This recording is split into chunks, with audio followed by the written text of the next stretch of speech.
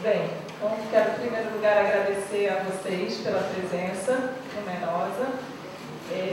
Quero dar as boas-vindas ao Tommaso. É um prazer estar recebendo ele aqui para fazer essa conferência sobre o método da torre-rede, lições sobre cartografias controversas. O Tommaso Venturini é professor associado e coordenador de pesquisa do Medialab da Ciência em Paris.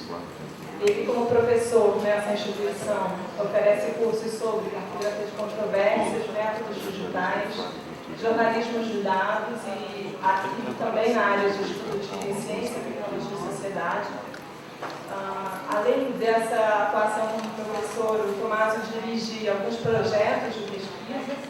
Um deles é o IMEX, que é um projeto de mapeamento eletrônico voltado para a ciência e o seu público.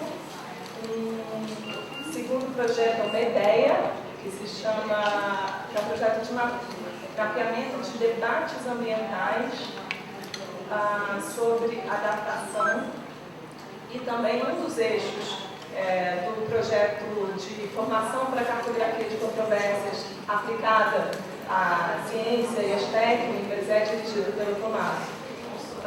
Então, assim, passada a apresentação muito breve do nosso conferencista, quero fazer alguns agradecimentos de pessoas que foram super importantes, tanto para organizar a vinda do Tommaso, quanto no desenvolvimento de todo o projeto que envolve a presença dele aqui. Quero agradecer ao Fábio Marini, do Laboratório de Estudos em Internet e Cultura, da Universidade Federal do Espírito Santo. O Fábio deveria estar aqui no Rio, enfim, participando não só da conferência, mas de uma oficina que a gente vai fazer logo depois, mas infelizmente ele teve um imprevisto pessoal e não pôde vir. Quero agradecer também ao Henrique Antônio, que coordena esse Cibercult, aqui na UFRJ, que é um outro parceiro, e ao programa de pós-graduação da Universidade Federal do Rio de Janeiro.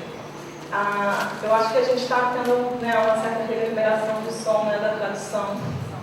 Para quem não está com fones, não é uma boa coisa. Talvez uma opção seja, não sei, quem não estiver usando fones se deslocar um pouco mais para frente.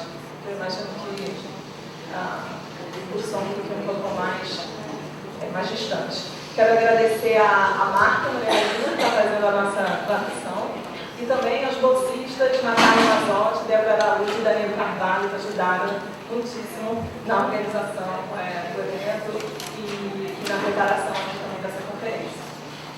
Antes de passar a palavra para o Tommaso, eu quero anunciar uma atividade que não infelizmente, não pode ser aberta ao público, mas seus resultados e o seu processo vai ser disponibilizado no site do Medialab.UFRJ.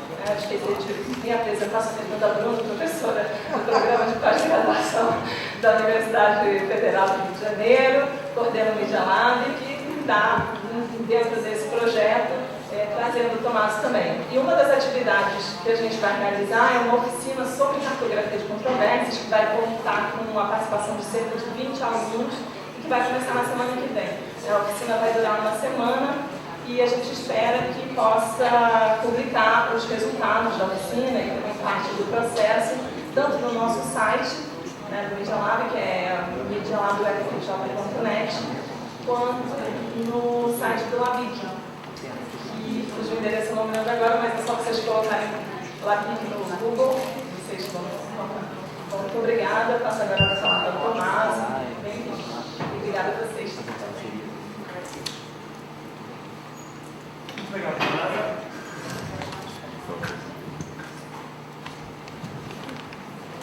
Muito obrigado, Samantha. Muito obrigado a você. With a day like this, you should be at the beach. You are here at the conference. That's something. Thank you very much. Very happy for that.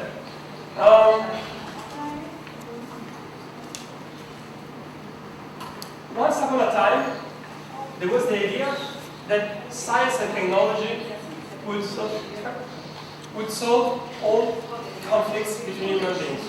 At the beginning of the scientific revolution, there was this idea that one day science and knowledge would bring peace to all the men on the earth. This was very present in the the thought of the very father of the scientific revolution. If you consider, for example, the famous motto of Leibniz, calculemus, what it meant was exactly if we could all apply the scientific method and think rationally, we could all sit around the table and calculate out all our conflicts. And then there would not be any more reason for conflicts, for war, for disputes. All the problem of the controversy of the conflict will be solved by the force of science and technology. Unfortunately, even though science had probably developed in the last for thousands of years, for hundreds of years, sorry, we are still with controversy. And the fact that, for example, we are still selling the same utopia today means that we are not any closer to solving our controversy. This is a nice example that I found. These are two covers of a famous magazine in the US, the famous magazine in popularization of science, called Popular Science. It's the same magazine. The first cover is for 1925, the second one is for 2010. And they are all describing the same utopia of solving one of the major problems of modern life, which is traffic. They're both saying, one day, thanks to science and technology, the traffic will be solved. And of course, it wasn't true in 1925, it is not true today. And the same is true if you take any of the most important question that troubles our society. If you consider energy production, you will find controversy. If you take industrial manufacturing, there again you will find a lot of controversy. If you take biotechnology, again, huge controversies. Even if you take nanotechnology, which are a technology that more or less doesn't even exist yet. It's just they're making an experiment with it. And it's already a huge subject of controversy. Global warming, climate change, of course, but also biodiversity, in Brazil especially, a huge subject of controversy. And of course, it's not just about natural sciences and exact sciences, but also about social sciences. The discussion about politics and economics is a major source of controversy.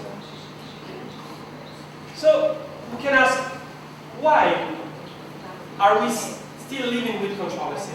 Why the promise of science and technology, of freeing us, of delivering us from controversy, has not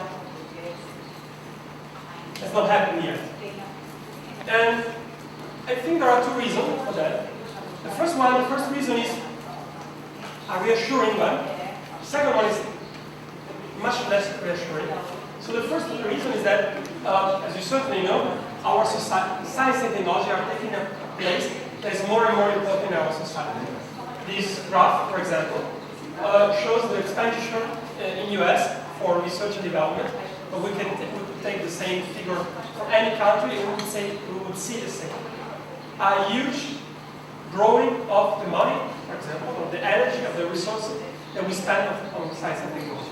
Science and technology are becoming more and more important in our society, and there are authors that have proposed to call the era in which we live the Anthropocene, because that would be the era of the life of the Earth, in which science and technology has become so important that they have created a new epoch in which we live.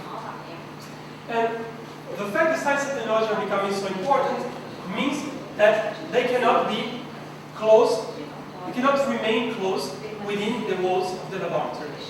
The public opinion accept less and less the fact that scientists decide by themselves what is true from a scientific point of view, what is efficient from a technical point of view. The public want to discuss. And so it's less and less impossible.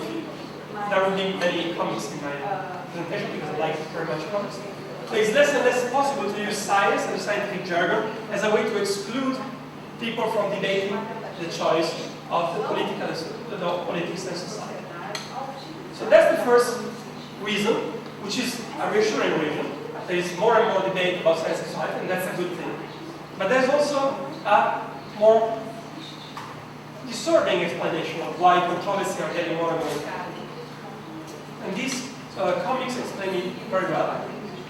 There are groups there are communication group lobbyists that have learned how to exploit controversies to stall the political decision. So they are using the demand for debate and for controversy about science and technology as a means to stop taking political decisions about many different subjects. This has been studied especially by two authors, which are Robert Proctor and Naomi Oreskes. You see the cover of two very interesting books, which I recommend. And in these two books, the sociologists follow these groups of lobbyists, the most important of which is the Marshall Institute in the United States, which have been active on many different controversies, starting from the smoking and going up to climate change, passing through acid rain, the ozone depletion, and so on and so forth. And in all these controversies, the very same people have used the very same type of argument. Since there is still some controversy among the scientists, since the scientists are still discussing about, for example, the fact that there is or not a connection between smoking and cancer, or the fact that there is a connection between the CO2 emission and climate change, since there is debate, we will not take any political measure to fight against, for example, smoking, or to fight against climate change, because we are not sure yet. And they have been extremely successful in installing political regulation by exploiting this artificial controversy of science and technology. So, there are two explanations why we live in a moment in which controversy proliferates. The first one, we have moved from a regime of discourse in which there was the argument that was used there was there's no need for public discussion because science will decide, to another type of argument in which we said there's no need for public discussion because since science cannot decide, no one can. In both cases, as you see, the two arguments are avoiding opening public debate on science and technology.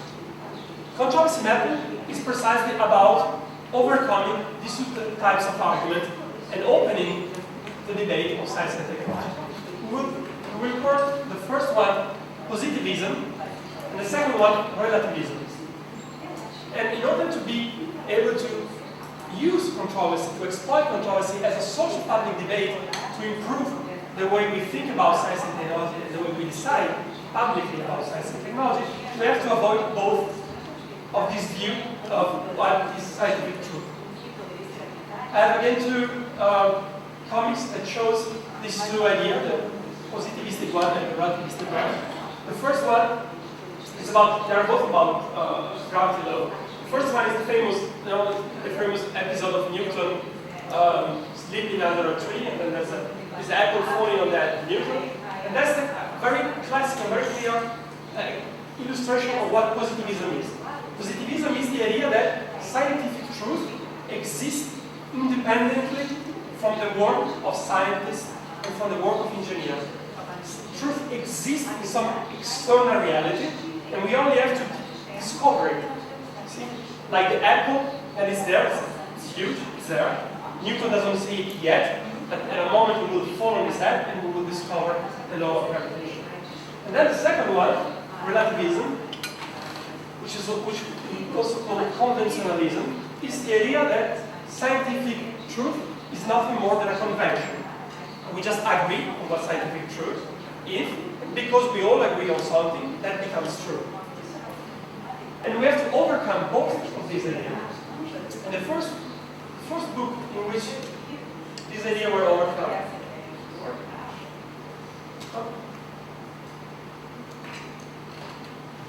was this one, Laboratory Life, by Bruno Latour and Steve Logan. In this book, Bruno Latour, who is my master, the person with whom I work in CSPO, spent a couple of years in a scientific laboratory observing the practice of scientists. It was a very important book because for the first time, Bruno Latour applied the method of anthropology to science. Like an anthropologist would go in a community, for example, in the Amazon, to observe what they are doing in the community. Bruno Latour did for the scientists. So he could not just not listen to the account that scientists give of what they do, but actually observe directly what scientists are doing. And what is observed is that science in the laboratory is very different from what we see in the textbooks of science. When we study science on textbooks when we're in school, we deal with a science that is consensual, more or less. When you read a textbook of any scientific discipline, more or less everyone agrees about what is said in the textbook. It's stable. If you take a textbook of biology today, for example, or physics today and one from 50 years ago, you will find more or less the same thing. It's isolated, which means that you only find scientific truth separated from the social, political, economical connection that it has, and it's relatively simple. It can be very complicated, but if you have a good teacher and a good book, you will understand it. Now, if you go in a laboratory and observe directly what scientists are doing, you will have a completely different picture of what science and technology are. Science will appear as controversial. Scientists are discussing all the time about what is true and what is not. It's dynamic. It changes very quickly. It is networked. It is connected. It's very highly connected to politics, economics, society in general, and it's complex. It's much more complex than what you would expect by looking at a textbook. And what Bruno said, he was new, but it was not that new.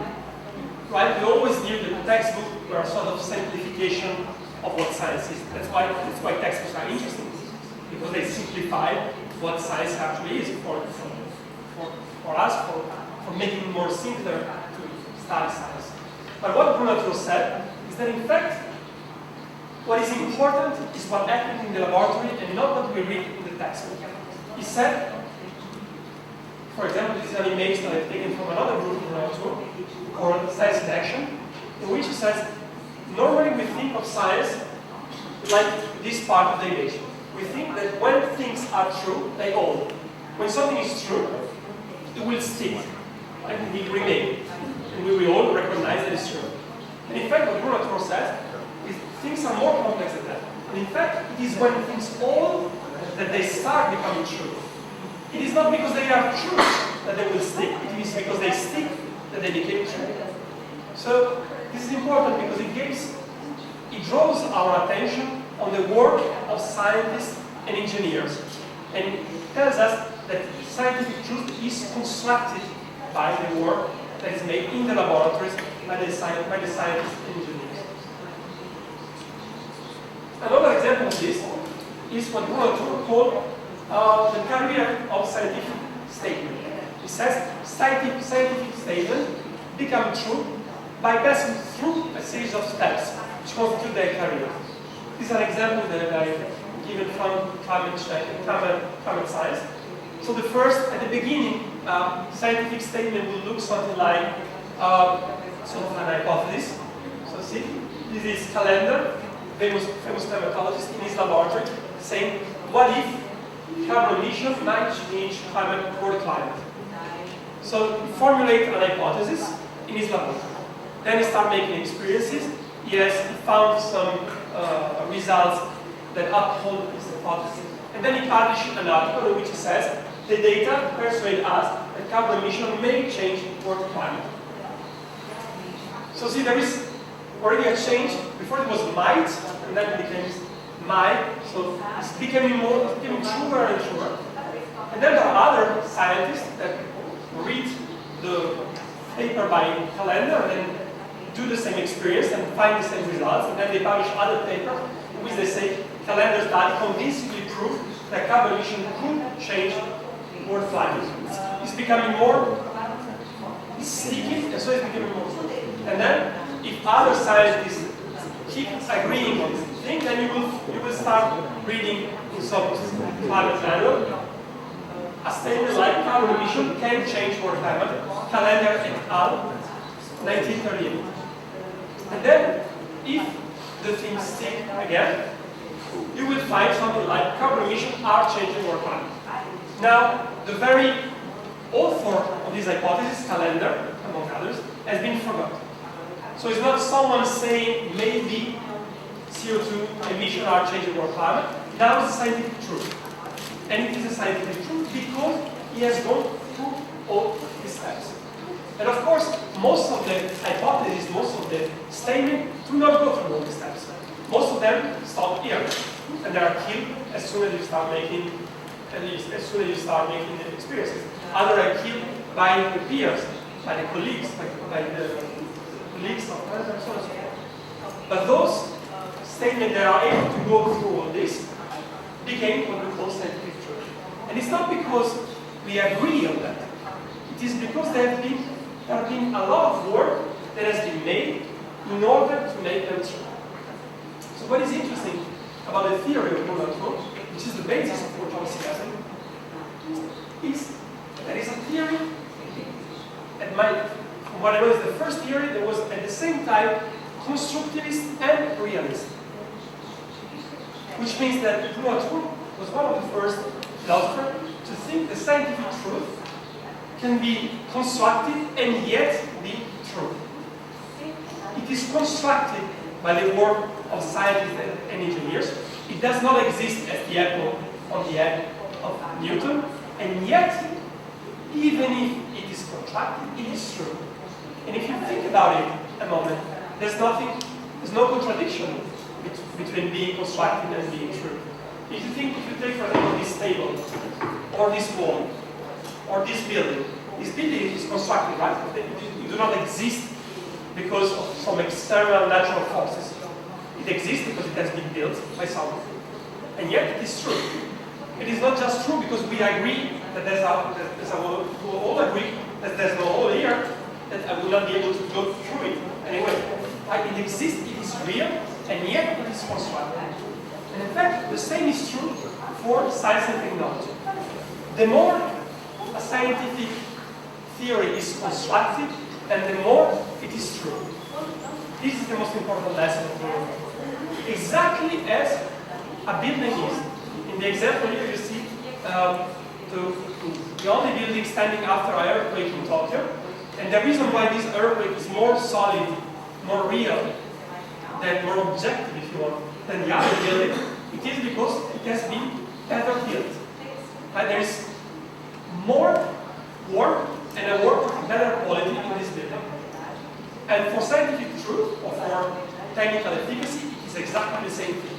It is the quantity and the quality of work that is put inside building this truth or this technological artifact that decides its objectivity is reality.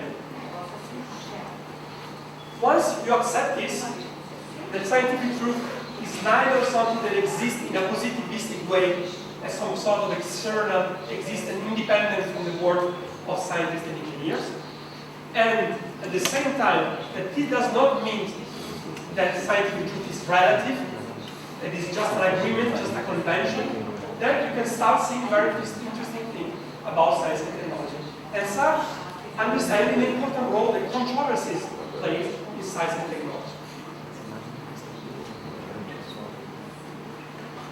Tommaso used a very interesting quote by Gilles Deleuze that says, relativism is not the relativity of truth, but the truth of relation. So controversy method and natural theory, which is the theory founded by Tommaso, is all about the relationship among all the actors that take part in a controversy. And here to keep using the metaphor of building, you see a building that you probably know that is in Paris, the Centre Pompidou, which is very interesting from an architectural point of view, because it's the first time in which the connection that the old buildings have with many different technological systems, electricity, air conditioning, light, and so on and so forth, are made visible. Normally they are hidden in the building, but Lorenzo Piano had this great idea of making them visible. And of course, no building can resist. If there were no light, no air conditioning, it would be impossible to be here today to give this lecture. It is because of this connection with the external technological system of the city that the building can exist. The same is true for all the buildings, and into the software we do, is the only example in which you can actually see. Controversy method is exactly about doing the same thing for anything else, not just building, but any scientific theory and any technological outcome. To show the webs of connection that create scientific truth and technical efficacy. In the more interesting metaphor, we talk about the vascularization of science and technology. As an organ in our body exists only because it's vascularized by the blood vessel to bring blood and resources to them. So, everything that is important in our quality of life exists only because it's vascularized by the connection that it has with the greater society. And this is the object of controversy method.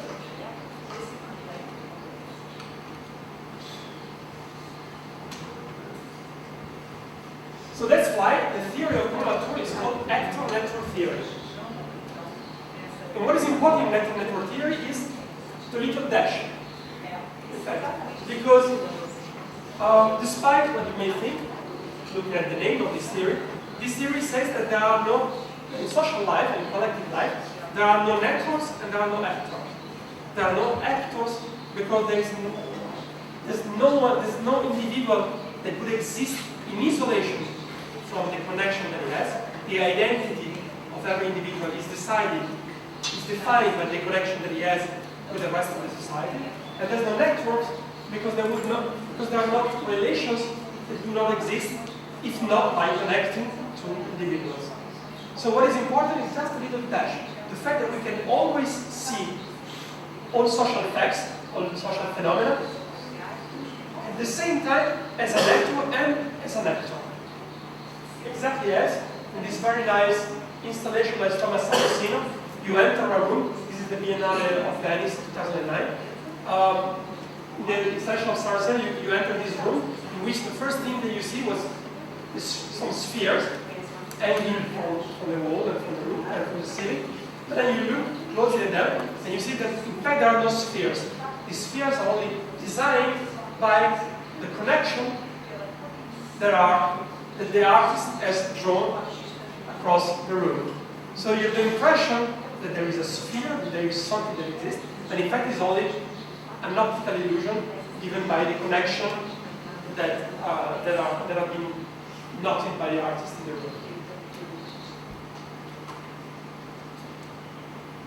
If you are interested in this more realistic account of what science and technology are, I can recommend a book, which is Science in Action by Tommaso. I think it has been translated in Portuguese. It's a very nice book. But which I understand, if you don't want to go and read a complex and little boring book of science and technology studies, I can recommend a novel, which is this one, which is very nice and very funny, by Ian McGregor, called Solar, which also gives a very, very good description of what science and technology is. And if you are too lazy for a novel as well, I can recommend comics. That's it. Which is PhD comics. I don't know if you already know it. It's a comics on the internet, online comics on PhD Live. And it's a very, very realistic description of what scientific life is. So I really recommend it. It's obligatory for PhD students, and it's highly recommended for them.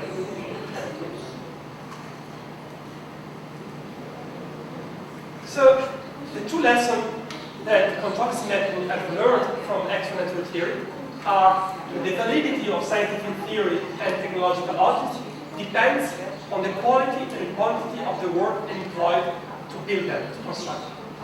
The second one is that we should not be afraid of controversy. Controversy are not something marginal in the evolution of science and technology. They are not some parentheses from which we have to escape as fast as possible. Controversy are the normal process through which science and technology develops. It is the process through which science and technology are constructed. And when we accept this, and when we follow the wide rabbit of controversy, we will find in a strange world of controversy, which a little bit like the world of Alice is completely reversed. What we have learned about science and technology will be completely transformed. What do we find when we follow the white rabbit of controversy and we open the black box of science and technology? The first thing that we find is a plurality of heterogeneous atoms.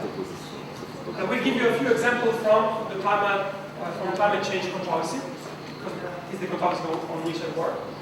So the first, in the last few years, there's an actor that has taken more and more importance in the climate change debate, and it is the polar bear. Right? It is around the destiny and the possible extinction of the polar bear that public opinion, an important part of public opinion, has been mobilized to support politics of climate change, to fight against climate change.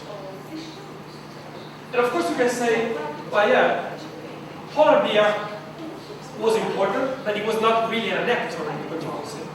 It was not polar bear who acted in the controversy, it was the activist that sort of was the spokesperson for the polar bear. But if you think about it, in fact, this is true for most of the actors in the climate change debate.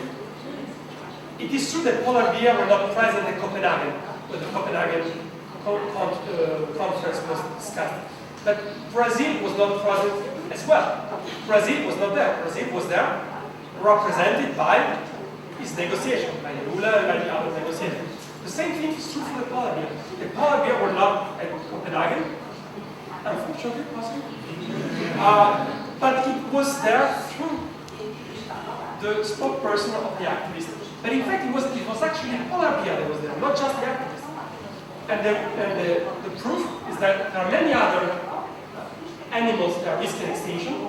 For example, the Arctic krill, the Arctic little animal here. But let's be honest, no one cares about the Arctic krill. Right? No one ever shed a tear about the destiny of the Arctic krill. And in fact, it's much more important for the Arctic ecosystem than the polar bear. If you lose the polar bear, right, it's the last carnivore, it's the very end of the elementary chain. If you lose the polar bear, you lose the polar bear, but just the polar bear. If you lose the Arctic krill, then you lose the fish, you lose the seal, and then also you lose everything. Right? But no one cares about the Arctic. No one even knows that the Arctic krill is threatened by climate change. Why? Because polar bear it's a beautiful animal. And it's actually the feature of the polar bear that has played an important role in the controversy. And when you study controversy, you always find these weird things. You always find actors that you would not expect in the controversy. The second thing that you find when you study controversy, when you explore controversy, are unexpected association and dissociation. For example, until 15 years ago, no one thought that agriculture played an important role in climate change. Everyone thought that it was more about cars, transportation, industries. Well, it turns out that in fact 1/3, possibly more, of CO2 emission is due to agriculture. And an important part of this 1/3 is due to cow emission. In fact, it's cow farting. No one imagined that the fart of cow would be so dangerous for climate science, for the climate of the world. And in fact, it is.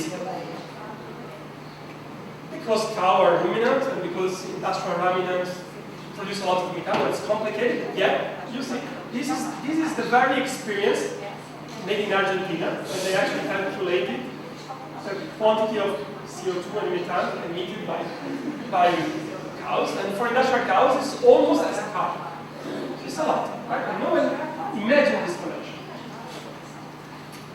And when you enter controversy, you also find something that you always thought connected, that disconnect suddenly. For example, and maybe it's a little less true here in Brazil than in Europe, but in Europe, you will find that the labor of the earth is completely impossible to dissociate from agriculture. The labor of the soil is the very metaphor of agriculture and of civilization. In the European culture, it is the labor of the soil that creates men, basically.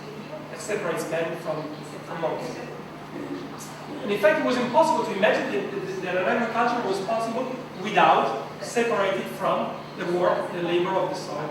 And in fact, it is, because then it is discovered that labor in the soil emits a lot of CO2 that is captured in the soil and it's liberated when you turn the soil. And so there are more and more farmers in Europe as well, in every part of the world. There are experimenting what is called no tillage or conservation tillage, which is basically an agriculture with no labor of the soil. And it turns out that it might be, depending on the type of soil, depending on the type of culture, as effective as the traditional agriculture. So something that we were used to consider as impossible to separate, in fact, has been separated by the contrast. So a lot of unexpected actor, a lot of unexpected connection and disconnection. And then the third thing that you would find when you study controversy is a proliferation of questions. Every time that you think you have solved one question, there are 10 more that are sprouting. The classic example on climate change is this graph. This graph is a very famous one. It's called the hockey stick because it looks like a hockey stick. And it's been published by MAM first in 1998, and then in the third assessment report of the IPCC in 2008. And when this graph was published in the third assessment report, it was meant to close once and for all the controversy of climate change. Because see, this graph shows the temperature of the Earth, the average temperature of the Earth, over 1,000 years. This is the year 1,000, this is the year 2,000, and as you see, maybe turn off the light. And as you see, there is some variation, of course, but the trend is very clear. And it's very clear that it's somewhere around the 20th century, then we have a spike in the temperature. So when the IPCC published this graph, they thought that they would close the controversy, right? Everyone would agree that climate change was taking place. And in fact, not at all. In fact, a huge number of controversies and questions have sprung from this graph. First of all, because, for example, as you see, the gray area here is the error. And as you see, for about until here, there are huge errors, because of course no one was there to take the temperature directly in 1000. So we have to rely on indirect measure of temperature, like for example, ice carols or tree rings. And so there are huge errors, almost as huge as the variation that's been measured. But even on the last part, the one that is directly measured, there have been huge controversy. Because, for example, it has been observed that there has been changes in the context surrounding the meteorological station. This is a typical meteorological station today. 50 years ago, when it was created, it was in the countryside, like most of the meteorological stations, because the temperature is more stable in the countryside. But then, of course, the cities became bigger and bigger. And so most climate stations are now within the city, which means that there is a nice parking, asphalt parking lot here, that there are air conditioning here. And so, of course, there is a change in the temperature that is measured. And is this change measured because there's a climate warming, or is it just the fact that the local surrounding has changed? And in fact, in this article published in 1953 by Mitchell, you see all the possible sources of a local change, a change in the temperature that is measured. And what we call climate change is all this little thing here. Right? So to be sure that climate change is actually taking place, you have to make sure that you normalize your measure by all these other things. And of course, for each of these measures, there's a controversy. And if you're interested in the history of the controversy about climate change, I can recommend a book by Paul Edwards. It's called A Vast Machine. It's a very beautiful book, and it shows precisely that today we can trust climatologists when they say that climate change is taking place, and that climate change is a big problem. Not because this truth would exist in some external reality, but because it has been proved through the work of many scientists that have worked, that put an incredible amount of work to solve an incredible number of controls. And through this vast machine, which is climate science, it has been proved that climate change is the case. The fourth element that you find when you open up the black box of controversy are endless discussion. Can you imagine what this mysterious object is? Someone can guess? It's a discussion. What? It's a log. It's a discussion thread. It's a discussion thread, like a log. Almost. It's not a discussion thread. It is a Wikipedia page. It is a Wikipedia page, global warming controversy. In fact, this is the page that stays in the screenshot of my computer, and it's just this little part of this. Be careful. This is not the page climate warming. This is the page climate warming controversy. Right? It's a huge page. And this is not the talk page or the history page. This is the front page. And it's so huge. In Wikipedia spent 2 years, I promise you it's true, they spent 2 years to decide, to debate if they have to keep one page climate change controversy, global warming controversy, and one page global warming, or if they have to merge the two of them. They discussed 2 years. And they have to call the Wiki Pompier, the Wiki Fire Brigade, something like this, and then they have to go to June. It was like a huge controversy in Wikipedia. And eventually they decided to keep the 2 pages separate. And of course, this is true for Wikipedia. It's not only true for Wikipedia. If you take the IPCC, IPCC is the International Panel on Climate Change, Intergovernmental Panel on Climate Change, which is today the biggest authority on science and climate change. This is the process of writing every IPCC report. There is first the Secretary of the IPCC approves the outline, then the government and the other organization nominates the expert, and among this list of experts nominated by the government, the Bureau selects the authors. The authors prepare a first draft of the report. The first draft is reviewed by some independent authors, which have not worked with them.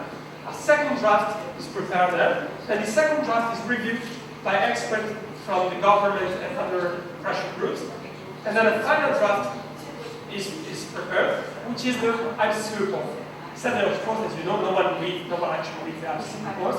It's 200 pages of very complicated science.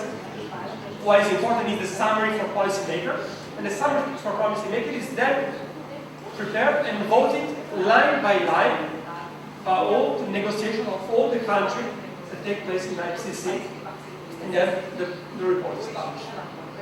And these things take.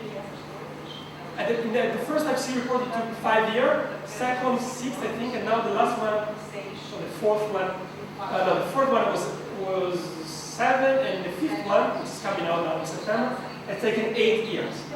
So there's a lot of people that are saying it takes, or we are discussing too much, we're spending too much time. And in fact, it is the very dynamics of controversy, this proliferation of discussion.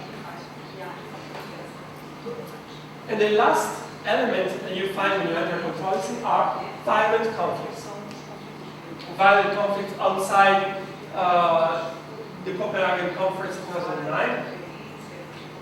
Conflict that was as violent within the Bella Center, in which the conference was discussed, and even within the small group of people that actually decided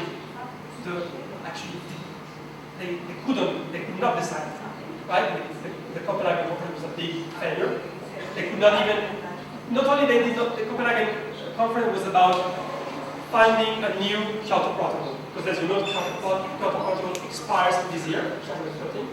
So the Copenhagen Conference was about finding a new Kyoto Protocol on CO2 emission. And in fact, not only they were not able to find a new protocol, to agree on a new protocol, but the conflict was so violent that they could not even agree on a common statement at the end of the conference. The first time in the history of climate negotiation, in which a conference ends up without a common statement of all falling apart. So that's why this violence you find in controversy is why in an article that I wrote some years ago on controversy mapping, I said that doing controversy mapping is like diving in mud. Because it is studying society and social phenomena in their most dynamic and dangerous and violent situations. And yet, it is there that we really understand something about collective existence. So why it is so important to study controversy? Why it is the only controversy that we learn about collective existence? I will provide two answers to this question. The first one is a methodological answer, and then we will provide also a critical answer. When we look at science and technology outside controversy, we are, to use a metaphor that has been introduced by an author called Collins, it is as if we were living in a world in which all the ships were already inside the battles. This is the actual quote. It says, it is as those epidemiologists, the normal way of studying science and technology, are concerned with the characteristics of ships' knowledge in battles validity, while living in a world where all the ships are already in battles with the glue drive and the string scattered. As a ship in a battle is a natural object in this world, and because there is no way to reverse the process, it is no need to accept that the ship was ever just a bundle of sticks. Since we are used to observe science and technology only after the controversy took place, only after science and technology has been constructed, it's very difficult to us to understand how they've been constructed. Exactly as if you observe this ship, you don't know how it has been constructed, and since it's bigger than the neck of the battle, you could have the impression that the ship as always is there. That the truth, scientific truth, has always been true. But in fact, through controversy, you can actually learn how ships are put inside bottles, and this is how ships are put inside bottles. They are mostly constructed outside the bottle, and then they are put inside, and there's a string attached to the main mast, and then you pull the string and you pull up the mast, and that's how ship gets in the bottle. Or to be precise, this is one of the way ships get in the bottle. There's another one. The other one is by building all the ship with very long tools, those ships inside the bottle. And the reason why I know so much about building ships into the bottle is that because there's a huge controversy on the web about which is the good way of building ships. The other one, the one that use the long tools and long sticks, they say that this is too easy. And this guy here are answering, yeah, maybe it's a little easier, but our ships are much more beautiful than yours. And it's a very violent controversy. Of course, violent for people that do ships into battles. It's not exactly what's violent. But see, there's a lot of discussion, and precisely because there is this discussion, it is possible it was possible for me to learn more about the ships into battle. To take a more serious example, a very famous controversy about climate change, the climate gate, which you possibly know. This is a map that we built at the Medialab, and it shows all the Wikipedia pages on climate change, and the size of each node, each little dot, is a Wikipedia page, and the size of the node is proportional to the controversiality of the article.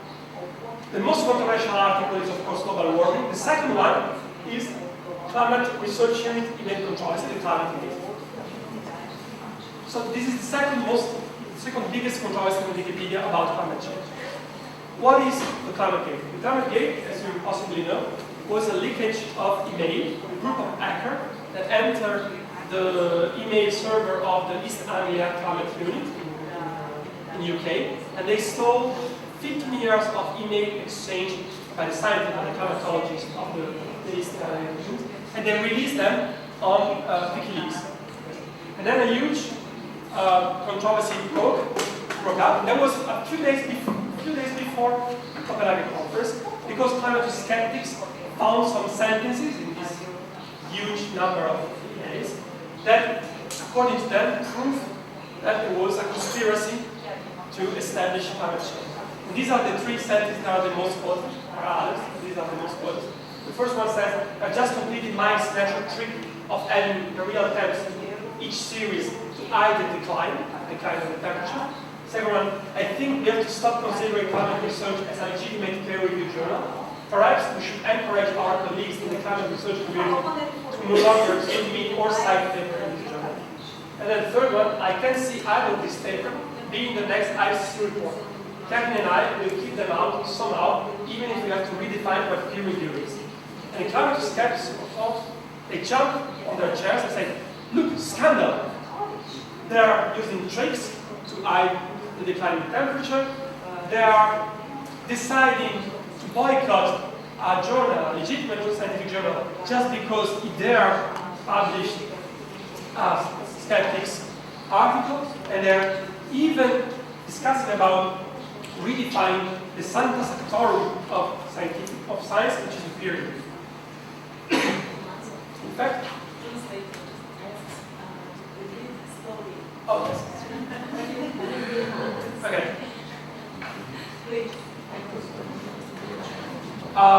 In fact, if you have a more realist view of what science and technology is, there's no scandal about these sentences, right? It's completely normal science. It is normal. Scientists spend half of their time discussing how to visualize their data in order to support what they want, the thesis or the hypothesis that they want to support. It's completely normal. And they spend the other half of their time discussing which journal they will publish. This is completely normal because it has some influence on their career and, of course, and also even peer review. There's nothing strange and there's nothing scandalous about discussing what peer review is, because there's not such a thing as peer review. If you take peer review in natural science and peer review in social science, they are two completely different things. And even if you take peer review in two different journals in the same discipline, it will be different. So there's nothing scandalous about discussing what peer review should be in the IPCC report. But what is not nice about climate cake is that it was one of the causes why the Copenhagen conference failed, because the climate cake broke off a few days before the conference, and the lobbies of which I spoke before, they jumped on the climate cake. They said, see, the climate, maybe there's a controversy, maybe there is a conspiracy, so we will take no political stake. Because there's still controversy, there's still debate among the sides. So that's the bad thing about this controversy, but the good thing is that now we have access to 15 years of email exchange among climatologists, which is a huge data set that was not before, if it was not for the controversy of climate change. And if it was not for digital traceability, that they would, the email would exchange through computers and not on paper, to constitute such a data set, they've taken a lifetime. Right? There are sociologists or historians that have spent their own lifetime reconstructing the letters of Newton, for example. And it took them 30 years to collect all the letters. And now, thanks to the controversy and thanks to digital traceability, in a click, we can access very easily this huge amount of data. There is this nice visualization, which I don't have much time, so I will not show it, by 3 PhD students at Chicago University. It shows here.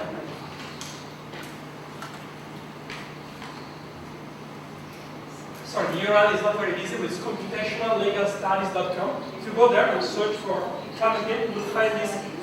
It's actually, here is the snapshot. It's a static image. That is, in fact, it's a dynamic network. And you can see how the network of email exchange among climatology evolved through 15 years of climatology. And it's beautiful. And this has been made, I think, in 5 days by 3 PhD students. Something that would have taken probably 30 years of the work of an historian if it was not for the controversy and digital traceability.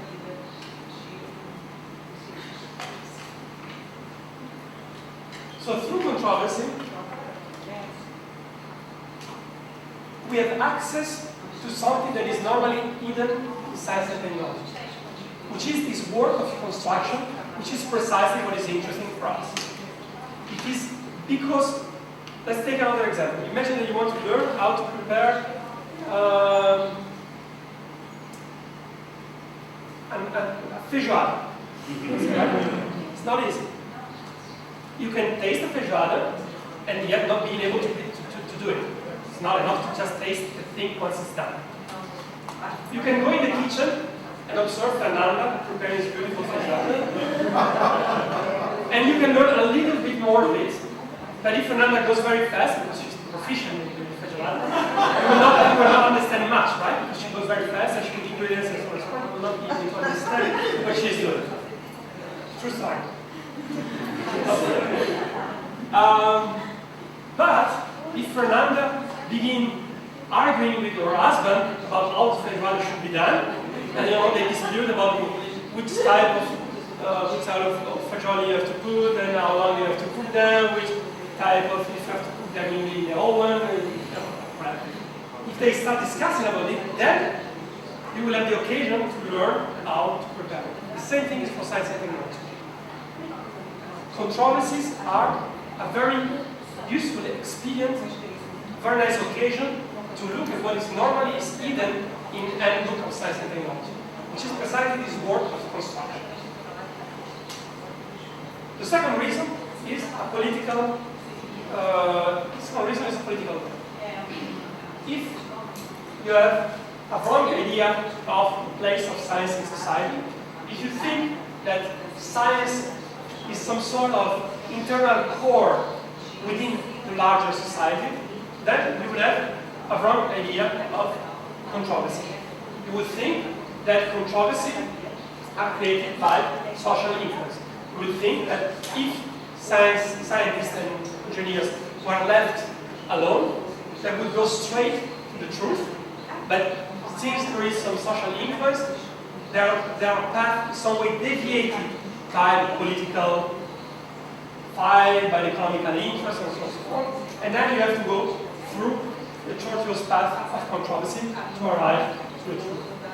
If you have this wrong idea of science and of scientific controversy, then you will have a wrong idea of the relationship between science and politics.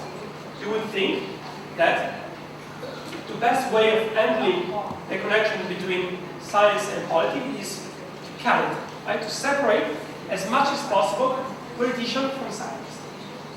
You would think, and this is, for example, the solution proposed by Jürgen Habermas, the famous German philosopher, politicians have to ask questions to scientists, then you have to ask them to leave scientists alone to discuss the answer, and only when the scientists, they all agree, they could provide the answer back to the politician, then the politician, they take their decision. Now, the problem about this idea is that it doesn't work. First of all, because it's completely impossible to separate politics and science because of the vascularization of scientific truth, of which I spoke before. But there's also another reason, which is that we don't have the time to wait for scientists to agree. Maybe if we leave scientists to agree what is the best way of fighting against climate change, then we'll agree that it will maybe take 100 years. If we wait 100 years before we take some action, it will be too late. So we cannot wait controversy to be solved in science before we take political action.